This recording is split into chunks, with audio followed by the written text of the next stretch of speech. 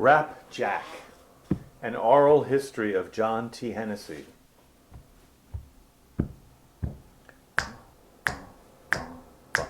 Born 26 just before the crash, Newtown raised, he was Irish trash. And he was proud.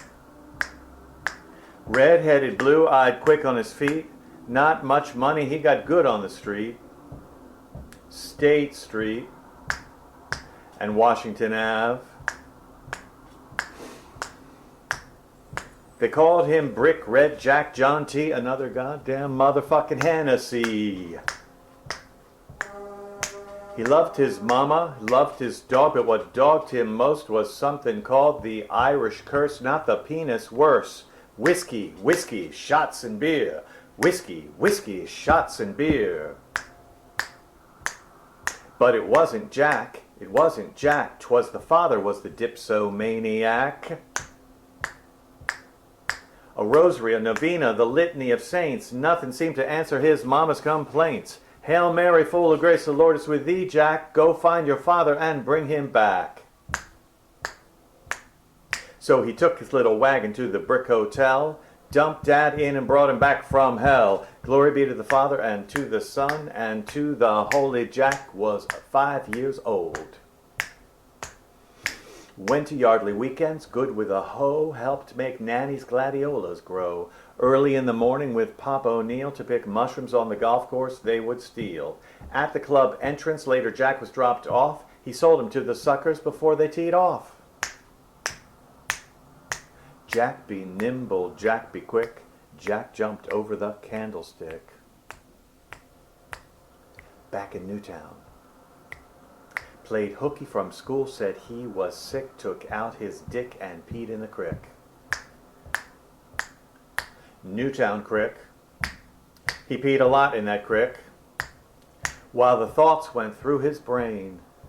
What will I be and what will I do? He dreamt those dreams, and time done flew, while up on the bank in that one-room school was that Richboro girl, and he thought she was cool.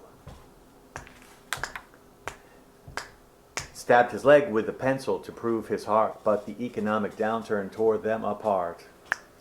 She moved far away to Philadelphia so her father could work in a factory. Then boom, boom, boom, the dropped a bomb, and Jack, too young, had to ask his mom to sign the papers so he could enlist and join the Navy he couldn't resist. So Jack, still not a high school grad, left his mama and he left his dad. State Street, the crick, and he was glad for the chance to travel and do some good, bring about a world of brotherhood. Yes, the dreams by the crick were coming true. Now he's a sailor dressed in blue. So Newtown Jack's still not a T-in. Soon he'll have the goddamn ocean to pee in. Second-class electrician's mate, USS Cabot, and all he ate was beans. Beans. Cold from the cans. Say it with me, beans. Beans. Cold from the can. Black gang striker, no time to be bored. Saw the cook, Murphy jumped overboard. Kamikaze swoop in, mines all around. Took shrapnel to the neck and up came this sound. Goddamn motherfucking cocksucking Japs, we'll win this war and then perhaps I'll see that girl who's been writing me letters. Can you believe it? Writing to me. That Richboro girl from the school in Newtown, friends with my sister Marie. Son of a gun, that pencil hurt. I still have the lead in my leg.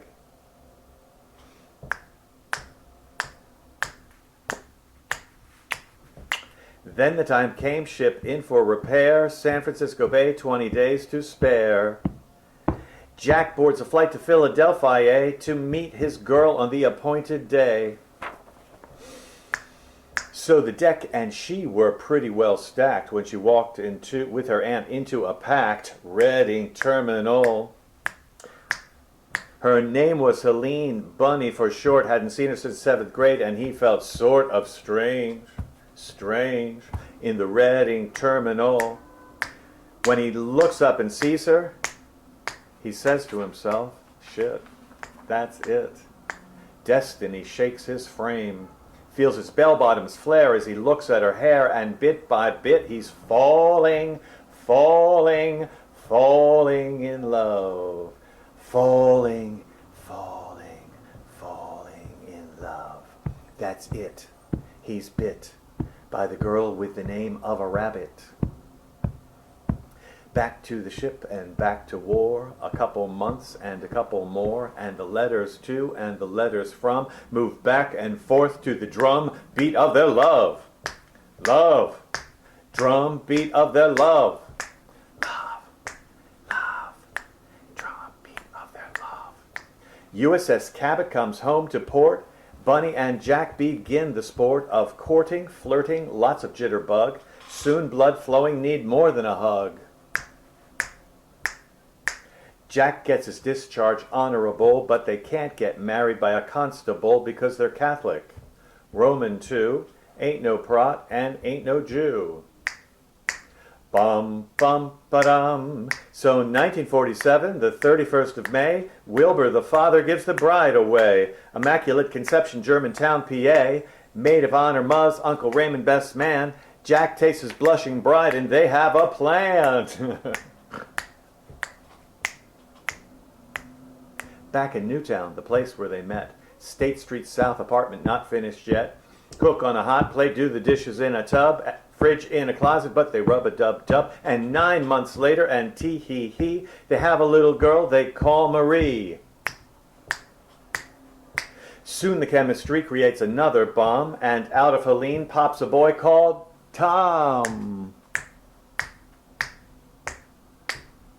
Forgot to tell you that Jack John T got a job before he left the Navy. Jack be nimble, Jack be quick, landed a job at Philadelphia Electric. On the job training from the VA, apprentice lineman, he was on his way. Then one fine day, some news come around about some new houses on a hill above the town. He and Marvin Keller up the hill both climb and walk around the place, a cornfield at the time. He describes 14 houses in a circle on the spot, and Jack says, I'll take that big corner lot. But Thicker gets the plot because down payment for that lot was $300 more than he had. Even Father Daly went to the bank with the lad. So he goes to Uncle Raymond, a dentist in the town, who went to the S&L and put enough money down. Guess what the mortgage was? $76 a month. So into the car the four did load and moved to 13 Hillside Road. They were so happy they were a team. They were the American dream. Jack planted trees and flowers so nice it began to look like a paradise. Queen Anne cherry, plum, peach, and pine, mimosa, red maple, and grapes on the vine. Ripe again, Helene about to bear a fruit, gets in the car 3 times but can't do it. Aunt Peg and Mrs. Murphy fear for the worst. Jack speeds home, then the water bursts. Ready in her fur coat, but Mom says, ouch, you better all get me up on that couch. Not long after, with a swoosh through the air, shot a fat boy, all pink and blonde hair. Jack looked at Bunny and they almost crowed, 'cause the couch was the place where the seed had been sowed.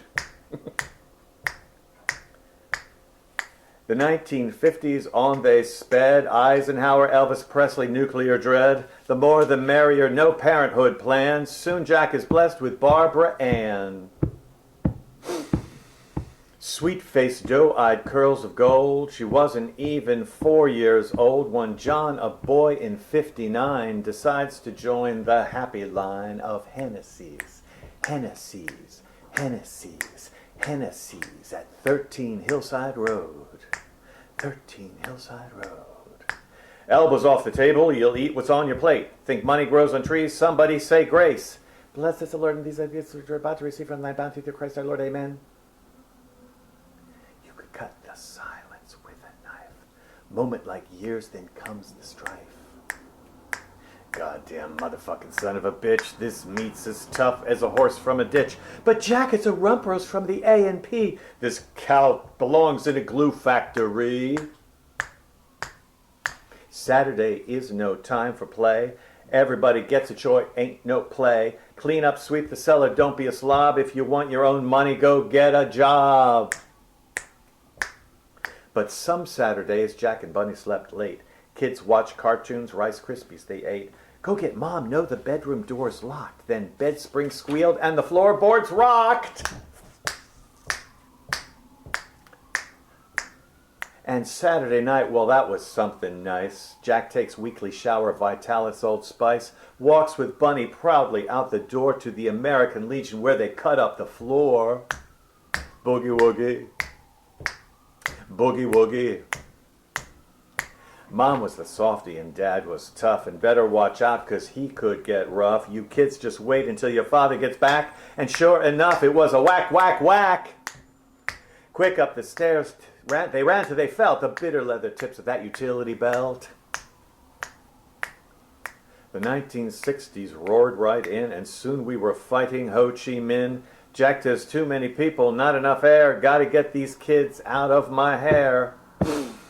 Another one growing inside Helene. Oops, there she is. Let's call her Kathleen. Jack climbs 14 years at PE, service foreman 61, then 1963, line foreman 8 to 12 men on a crew. Money coming in, he says, this is what we'll do. Brud does construction, electric by Jack. Pop-Up does the plumbing, and Johnny gets a whack for writing all over the walls. Of the new edition, everybody's gawking at it, everybody's talking about it. That's the new edition at 13 Hillside Road. Oh. Now there's plenty of room for the family. Equal boys, equal girls, 3 and 3. The 1960s turbulence, change and pain, including 13 Hillside just off Frost Lane. From Jack's breakfast came a grapefruit tree, his pride and joy and the neighbor's envy. It soared up high and reached the sky, and Jack hoped one day it would fructify. Round that time a kitten arrived called Beep. Kids all sneezed, but she's so cute we had to keep. She cracked us up and digging into the couch. We tortured her tube, and she didn't say ouch. But little by little the grapefruit tree turned all yellow and smelled like pee. Jack tried chicken wire to stop that pet from turning his tree into its toilet. Some months later, Jack goes on a mission to love its farm with no act of contrition. He lets out the cat near the barn to be a ratter, but when he backs up, it was smack bump splatter. So ends the story of the grapefruit tree and the cat who died for a place to pee. So the kids grew up in a wild time of sex, drugs, rock and roll, and rising crime, and there were some battles, intense and insane. The generations clashing, wow, so much pain. But before you could leave, get your things and pack, each one had to stand up to Father Jack. You see, Jack learned the hard way to be a man, fighting the Japs, eating beans from a can. He expected his kids to be good and strong, to prove they were right and he was wrong. So he scared you and yelled and challenged too, because that's the way he showed his love to you. Well, time did fly, 3 kids remained. Barbara, John, and his favorite Kathleen. His men all loved him at the company, but it surprised Jack still when the boss at PE promoted him to supervisor in 1970. 4 years later, takes over Pendel, then biggest raise yet, he goes on to tell. He was given the biggest territory, the new Newtown station, and asked to be a traveling expert for the company. He spoke at meetings across the country about safety, effectiveness, and saving money. Well, he quit cold turkey, not the job at 74. L&M's 2 packs a day before. Barbara Ann gone, John, soon Kathy too, considers Social Security at 62. So here we come to 1987. Mom and Pop-Up are looking down from heaven. 40 years of service to the company. It's official. Jack retires from PE. 1988 sells the home on Hillside Road. An era ends, but a seed has been sowed. They move to their house in Surf City, NJ. Mom loves the beach and Dad clams in the bay. And there's crabs. Crabs. Baskets of crabs. Crabs. Crabs. Baskets of crabs. Pick the crabs clean, and then Helene makes a batch of crab cakes just obscene. Hamburgers, hot dogs, corn on the grill, water skiing, cocktails, sun can kill. Bunny to the beach, up before the sun. After a few months she looks Italian. But white Irish skin does burn and turn red. Jack's freckles pop out, basal cells spread. Soon they fly with the birds called snow down to the Gulf of Mexico. Warm sunny winters of golf and bingo. Soon they're looking for the right condo. So a penny with the date 1992 goes over the door at Vizcaya floor 2, 31G overlooking the pool, central AC so it stays real cool. Seems like a lot of friends have fled the winter's cold, and in that complex they're not even considered old. So they socialize and fraternize, play golf and bowl. Soon in their retirement they're on a roll. The Knights of Columbus is the central spot for socializing, fraternizing, dancing foxtrot. They modernize their step and even do the hustle. Jack learns to cook and soon becomes the muscle, and the brains behind the best ticket around. Dinner at the Knights becomes the talk of the town. He organizes parties and orders the food. He landscapes, improves the place, attracts a brood. Jack and Bunny didn't think it could get any better when one day in the mailbox they receive a letter that Jack's sister Helen and her gentleman Don were soon moving down to Bradenton. Sun every day and air so sweet, the two couples kept each other on their feet. Dinner here, dinner there, such good friends. Let's hope this Florida chapter never ends. But let's all take a good long sigh, because friends and family live and die. Friends and friends of friends were dropping all around. Some shady scandal caused the Knights to shut down. Then from Helen and Don the sad news breaks forth that they need to move out and go back north. So Jack and Bunny, needless to say, were bereft, sitting in their condo with no friends left. They flew to San Diego, and at the airport Barb's mouth was aghast, and this is her report. Dad was too skinny, his belt buckled so tight, his pants were up to his ankles, and Mom looked a fright. Bunny's special needs now require extra care, and Jack's new knee didn't like any stare. So Jack asked Barb and Vic, can we move in with you? They say garage renovated, perfect for two. You need your family around you, so that's what you do. So they all go back to Florida for one last time. Packing tape boxes, still some steps to climb. They call us up to see if we want a picture or two, put the condo on the market, and say toodaloo. That was over 5 years ago, October 2010. Now this poem is getting closer to the end. Jack says Barb and Vic are saints, but they know better. They get a live-in gardener, handyman, and dog petter. He drives Mom Tuesdays to her out and about, comes back in between to check the sauerkraut. Yes, Jack is almost 90 and he's still driving. Barb always says now they are thriving. On recliners side by side they're watching a game. Jack and Bunny still together, their love the same.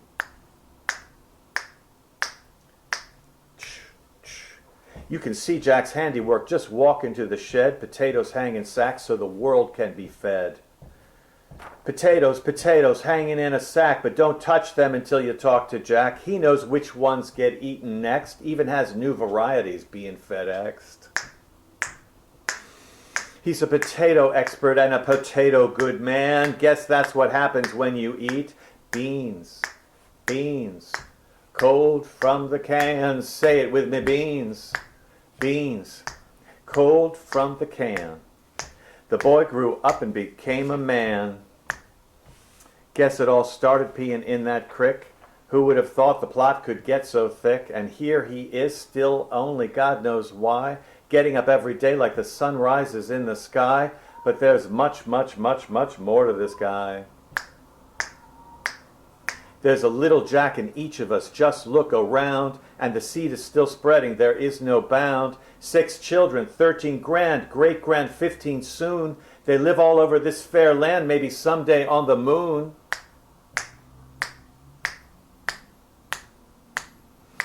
This is the life that Jack built, a bridge across space and time. It's a life we celebrate today in this poem and in its rhyme. A lifespan of 90 years and still plenty time for more. Just come around next year and see what Jack has in store. You know, there's nothing like an Irish lad in his golden years to set you straight about the world and bring you to tears. So let's all toast to the house that Jack built, and to the singular man, and to his fair wife Helene, who bore this Irish clan, and to Vic and Barb, his daughters gay, who found it in their hearts to say, "Come live with us in the hideaway, behind our house above the San Diego Bay." So here's to Jack and Hennessy's all, and here's to the heart of the man we call Dad, Pop-Pop, Jack, Jack, Jack.